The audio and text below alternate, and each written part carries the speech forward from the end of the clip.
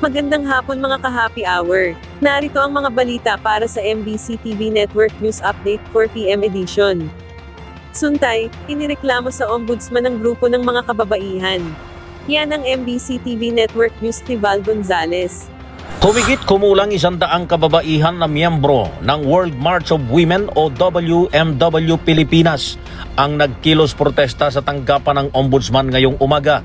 Mula sa Philippine Children's Hospital o PCMC ay nagmarch ang mga kababaihan patungo ng ombudsman, bit-bit ang mga placard at mock-up na kulungan bilang pagpapakita ng anilay panawagan ng pananagutan. Ang reklamo ng grupo ay may kinalaman sa anilay hindi raw katanggap-tanggap na remarks ni Quezon City 4th District Congressman Jesus Bong Suntay kay actress Ann Curtis. Ayon kay Jean Enriquez, Executive Director ng Coalition Against Trafficking of Women Asia Pacific, ang pahayag ni Suntay ay sexual na panlalait at pangmamaliit sa kababaihan na dapat panagutan sa ilalim ng batas. Kinasuhan din namin siya sa ilalim po ng Supreme Court Code of Professional Responsibility and Accountability dahil siya po ay isang abogado. Kaya po umaasa kami na lahat po tayo ay malaman ang batas na ito at gayon din po wag na nating palalain ang epekto sa biktima.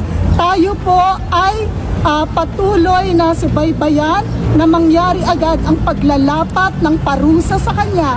Hindi po sapat ang apology.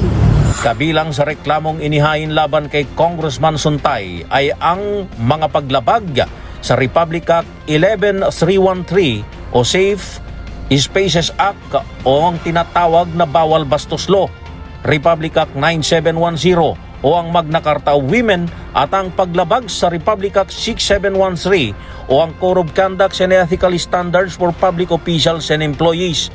Ang aksyon ng grupo ay kasabay ng pagdiriwang ng International Women's Month.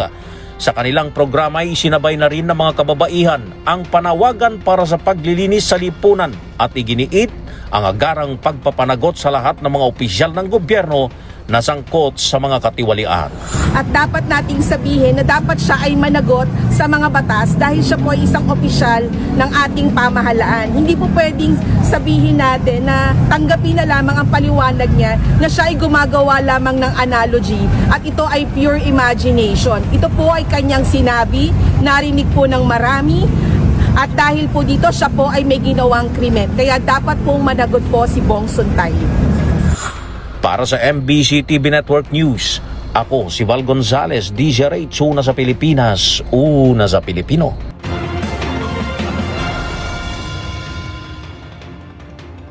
Samantala, BSP patuloy na nakabantay sa kaguluhan sa gitnang silangan. Mahigpit na binabantayan ngayon ng Bangko Sentral ng Pilipinas ang nagaganap na krisis sa gitnang silangan.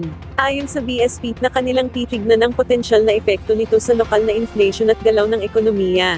Nananatiling consistent sila sa kanilang adhikain na mapanatiling stable ang ekonomiya. Tiniyak nila na nagiging vigilant ang Monetary Board sa mga paparating na datos, partikular na ang inflation.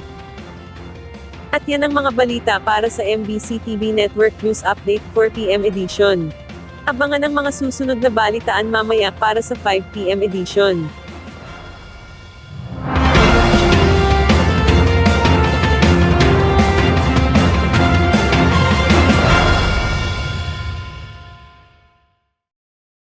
Mga ka-happy hour, kung gusto mong manood ang mga balita sa MBC TV Network News Update, mag-subscribe sa aming YouTube channel, i-like ang aming Facebook page, at i-follow sa aming TikTok account.